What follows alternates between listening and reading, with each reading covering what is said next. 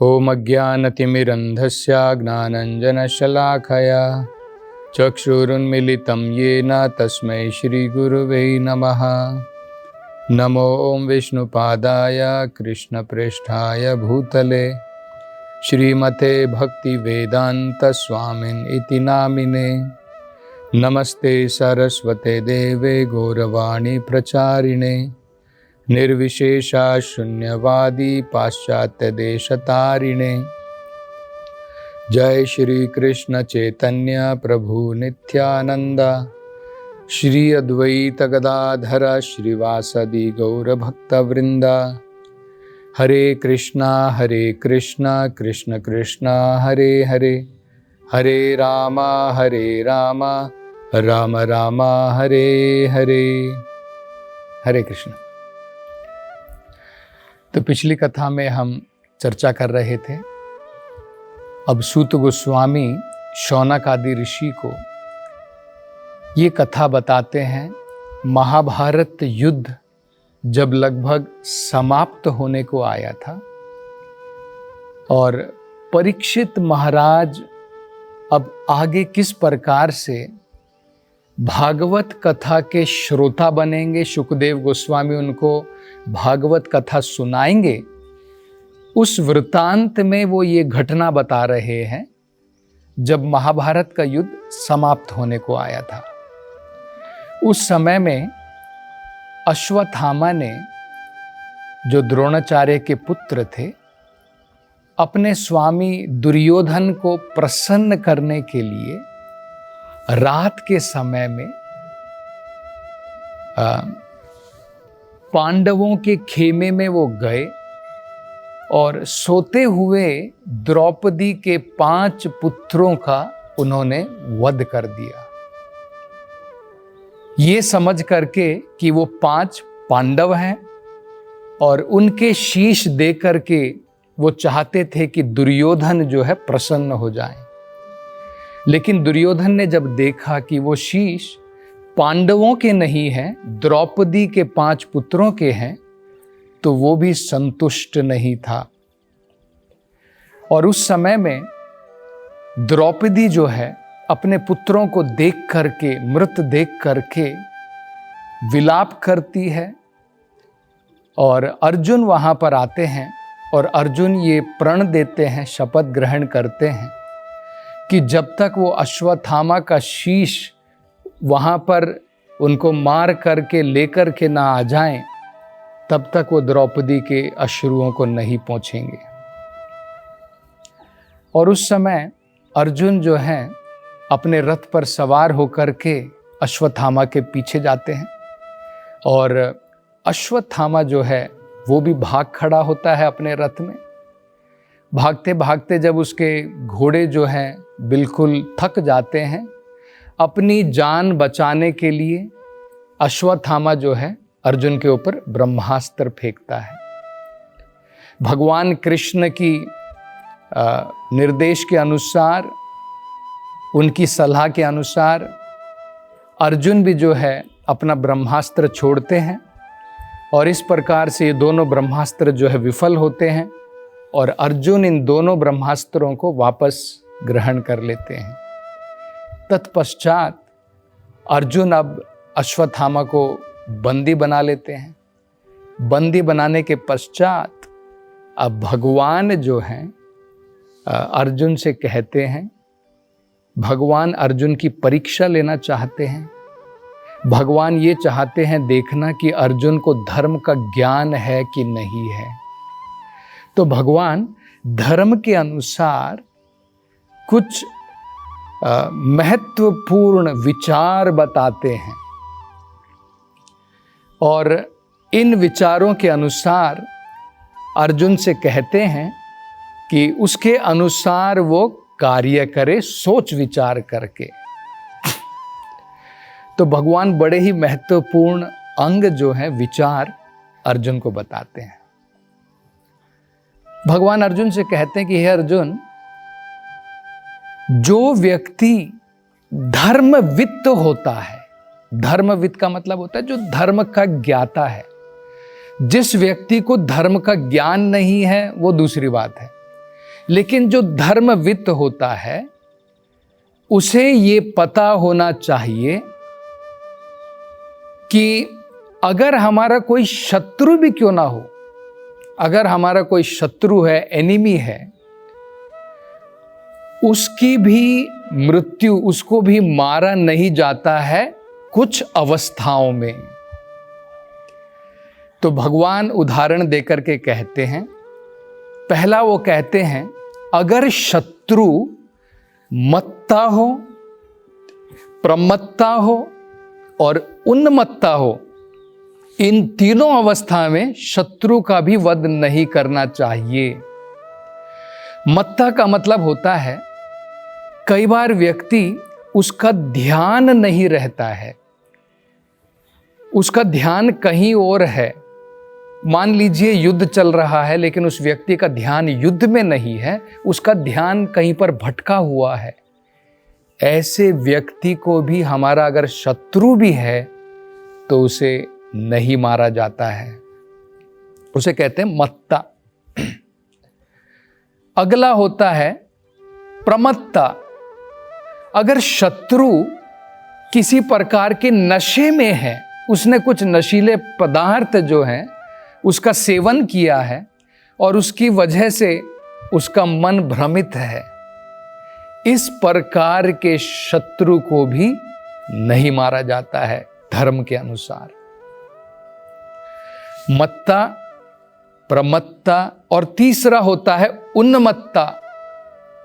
उन्मत्ता का मतलब होता है जो व्यक्ति जिसका मन ठीक प्रकार से, उसका दिमाग जो है कार्य नहीं कर रहा है, सरल शब्दों में कहें तो जो पागल है। एक पागल व्यक्ति को भी हमारा शत्रु भी क्यों ना हो, उसे भी धर्म के अनुसार नहीं मारना चाहिए।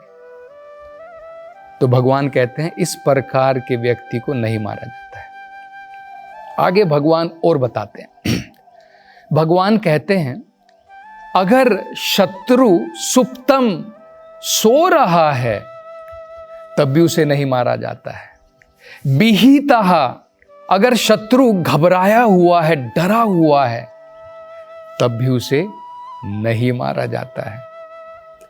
तो अगर वो सोया हुआ है, अगर वो डरा हुआ है, तब भी जो है उसका वध नहीं किया जाता है।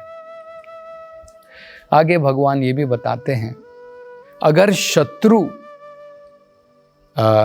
स्त्री है या बालक है, बालः स्त्रियः, बालक और स्त्री अगर हमारा शत्रु है उनको भी मारा नहीं जाता है। और भगवान कहते हैं अगर शत्रु प्रपन्नाः, अगर वो हमारी शरण में आ गया है, इस प्रकार के शत्रु को भी मारा नहीं जाता है। तो इससे क्या ज्ञात होता है, अश्वत्थामा धर्मवित्त नहीं है।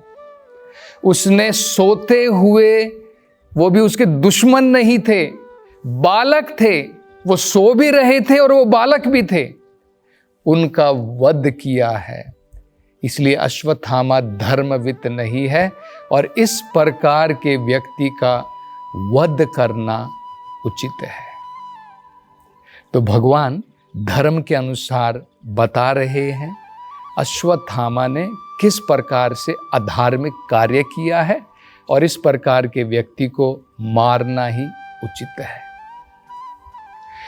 आगे भगवान बताते हैं दूसरा, जो व्यक्ति दूसरों के प्राण लेकर के अपने प्राणों की रक्षा करता है, अपने प्राण बचाता है, इस प्रकार का व्यक्ति वध के योग्य है। यहां पर हम देख सकते हैं अश्वत्थामा अपने स्वामी दुर्योधन, क्योंकि उसके प्राण उन्हीं के द्वारा रक्षित हैं, तो अपने प्राणों की रक्षा करने के लिए, अपना पेट भरने के लिए उसने जो है अपने स्वार्थ के लिए द्रौपदी के 5 पुत्रों का वध किया। तो जो दूसरे के प्राणों को लेता है अपने प्राणों की रक्षा करने के लिए, उस प्रकार का व्यक्ति भी वध के योग्य है। तो आचार्य बताते हैं ये केवल मात्र मनुष्य मात्र के लिए नहीं है। अगर हम जानवरों की भी इस प्रकार से अपने प्राण के लिए जानवरों की हत्या करते हैं तो मनु संहिता के अनुसार हमारी पनिशमेंट भी, हमारी सजा भी मृत्यु दंड होनी चाहिए। देखिए, आज अगर कोई व्यक्ति मानव समाज में मानव की हत्या करता है उसको मृत्यु दंड मिलता है, लेकिन आज की डेमोक्रेसी में देखिए जानवरों की हत्याएं होती हैं, उसको कुछ नहीं कहा जाता है। लेकिन मनु संहिता के अनुसार इस प्रकार से नहीं है। मनु संहिता में दिया गया है जो व्यक्ति जानवर को मारता है उस प्रकार का व्यक्ति दंडनीय है। जो व्यक्ति उस मरे हुए जानवर को बाजार में ले जा करके बेचता है वो व्यक्ति भी दंडनीय है, उसको भी मृत्यु दंड मिलना चाहिए। जो व्यक्ति उस जानवर के मांस को खरीद करके उसको पकाता है वो व्यक्ति भी दंडनीय है। जो व्यक्ति उस मांस का आस्वादन करता है, उसे खाता है, वो व्यक्ति भी दंडनीय है। तो देखिए, मनु संहिता के अनुसार न केवल कसाई जो जानवर की हत्या करता है, जो कस्टमर उसको लेकर के जाता है, जो उसको डिस्ट्रीब्यूशन करता है, जो उसको पकाता है, जो उसको खाता है, ये सारे व्यक्ति जो हैं दंडनीय हैं। ये इनको भी मृत्यु दंड मिलना चाहिए। तो भगवान जो हैं बता रहे हैं कि अश्वत्थामा जो है वो भी इस प्रकार से दंडनीय है, उसको मृत्यु दंड अवश्य मिलना चाहिए। आगे भगवान कहते हैं कि अश्वत्थामा नाम के वास्ते ब्राह्मण है, वो ब्राह्मण नहीं है, उसके अंदर में ब्राह्मण के लक्षण नहीं है, वो ब्रह्म बंधु मात्र है।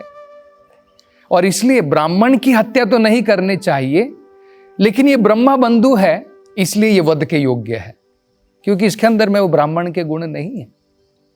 ब्राह्मण की हत्या जो है घोर पाप कहलाता है, लेकिन यहां पर ये ब्रह्मा बंधु है और उसने घोर पाप कर्म किया है, इसलिए इसका वध अनिवार्य है। भगवान जो है अर्जुन को ये बता रहे हैं। ये भी बड़ा महत्वपूर्ण है। जैसे हमने पहले कभी चर्चा की थी इसके बारे में, हाई कोर्ट का जज, उसका बेटा नहीं कह सकता कि मैं भी हाई कोर्ट का जज हूं। वो कह सकता है मैं हाई कोर्ट के जज का बेटा हूं। जब तक उसके अंदर में भी योग्यता नहीं आ जाती है तब तक वो हाई कोर्ट का जज केवल जन्म के द्वारा नहीं बन जाता है, योग्यता के द्वारा बना जाता है। इसी प्रकार से ब्राह्मण जन्म के द्वारा नहीं बना जाता है, योग्यता के द्वारा बना जाता है। यहां पर भगवान कृष्ण साक्षात बता रहे हैं अश्वत्थामा जन्म के द्वारा ब्राह्मण नहीं है, वो केवल ब्रह्म बंधु है, क्योंकि उसके अंदर में ब्राह्मण के गुण नहीं है, ब्राह्मण की योग्यताएं नहीं हैं, इसलिए उसका वध करना अनिवार्य है, क्योंकि उसने घोर पाप कर्म किया है। तो ये भी जो है भगवान अर्जुन को जो है इस प्रकार से बताते हैं। लेकिन अर्जुन जो हैं, क्योंकि वो भगवान के महान भक्त हैं और भगवान जो है एक प्रकार से अर्जुन की परीक्षा लेना चाहते थे। वो ये देखना चाहते थे कि अर्जुन, उनकी क्या प्रतिक्रिया होगी जब भगवान उनको इस प्रकार से उकसाएंगे उनको मारने के लिए, अश्वत्थामा को उसका वध करने के लिए। तो अर्जुन को ये भगवान का विचार एक प्रकार से जो है भाया नहीं, क्योंकि भगवान का भक्त जो है दयालु होता है, करुणामयी होता है, उसके मन के अंदर में करुणा होती है। तो अर्जुन जो है उनको ये भगवान का विचार सही नहीं लगा। बंदी बनाने के पश्चात अब अर्जुन क्या करते हैं, अश्वत्थामा को अपने खेमे में लेकर के जाते हैं और वहाँ पर जिस प्रकार से जानवर को बांधा जाता है, अश्वत्थामा को अर्जुन ने इस प्रकार से बंदी बनाया था और वो द्रौपदी के समक्ष अब प्रस्तुत करते हैं अश्वत्थामा को। वहां पर जब द्रौपदी अश्वत्थामा को इस प्रकार से बंधित रूप में देखती है तो तुरंत जो है द्रौपदी अर्जुन से कहती है कि सबसे पहले तुम अश्वत्थामा को इस प्रकार से बंधन से मुक्त कर दो। देखिए यहां पर हम देख सकते हैं द्रौपदी विलाप कर रही है, अत्यंत दुखी है, उसके पुत्रों का वध हो चुका है। लेकिन जैसे ही अश्वत्थामा को वो वहां पर इस प्रकार से बंदी के रूप में देखती हैं, क्योंकि उनका हृदय अत्यंत वाम स्वभाव का है, वाम का मतलब होता है कोमल स्वभाव का है, तो तुरंत वो अर्जुन से कहती हैं कि उनको छोड़ दे। और अब द्रौपदी जो है अपनी तरफ से क्या विचार प्रकट करती हैं अर्जुन के समक्ष में, इसकी चर्चा हम अगली कथा में करेंगे। हरे कृष्णा। हरे कृष्ण मूवमेंट के संस्थापक आचार्य श्रील प्रभुपाद की हार्दिक इच्छा थी कि भगवान श्री कृष्ण और श्रीधाम वृंदावन की महिमा का पूरे विश्व में प्रचार हो। मथुरा वृंदावन में निर्माणाधीन गगनचुंबी वृंदावन चंद्रोदय मंदिर श्रील प्रभुपाद के इस उद्देश्य को समर्पित है। यह परियोजना वृंदावन को विश्व मानचित्र पर एक अनुपम छवि प्रदान करेगी। स्कंद पुराण में उल्लेखित है कि भगवान श्री कृष्ण के लिए एक मंदिर का निर्माण प्रारंभ करने मात्र से 7 जन्मों में किए गए पापों का नाश हो जाता है और ऐसा करने वाला व्यक्ति नरकीय लोकों में कष्ट भोग रहे उसके पूर्वजों को मुक्त कर सकता है। अतः एक सुनहरा अवसर है भगवान श्री कृष्ण के लिए विश्व के सबसे ऊंचे मंदिर के निर्माण में सहयोग देकर सर्वोच्च पुण्य का भागीदार बने। 1 स्क्वायर फीट मंदिर निर्माण सेवा राशि 2100 रुपए मात्र। अधिक जानकारी के लिए संपर्क करें 8585850033 एवं 77259772660।